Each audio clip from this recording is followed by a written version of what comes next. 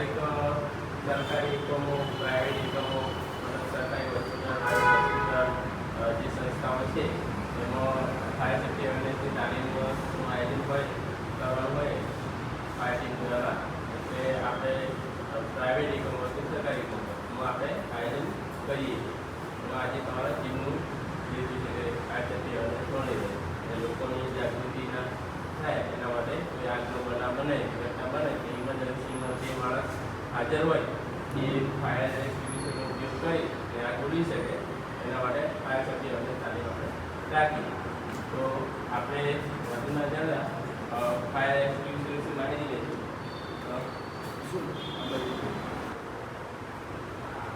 એનો ઉપયોગ કરતાં આપણને આવડવું જોઈએ. સૌપ્રથમ તો આ કઈ આગ ઉપયોગી લેશું એ જોવું જોઈએ. જે પ્રકારની આગ છે કે એમાં આપણે વધારે ઉપયોગ લેશું.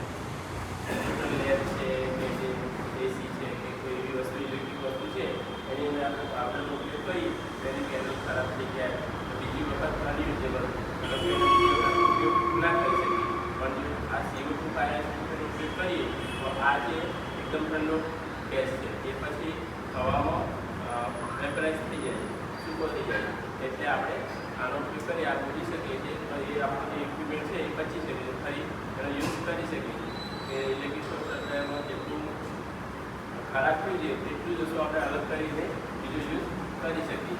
એટલે આપણે CO2 ફાયર એક્સટિંગ્વિશરનો ઉપયોગ કરીશું.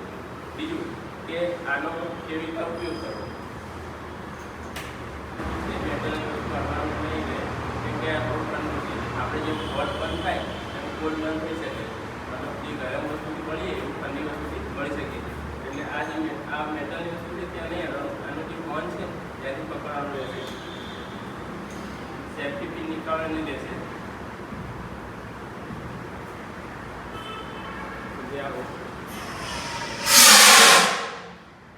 આપણે એકદમ જેવો રેસ વાળો બાઇક છે એવો અવાજ આવશે એટલે એને નાખીને ભાગી નહીં જવાનું કે ઘણી વખત આવી રીતે ઉપયોગ કરતા ભાગમાં નાખીને જતા રહે એવું કંઈ કરવાનું નહીં.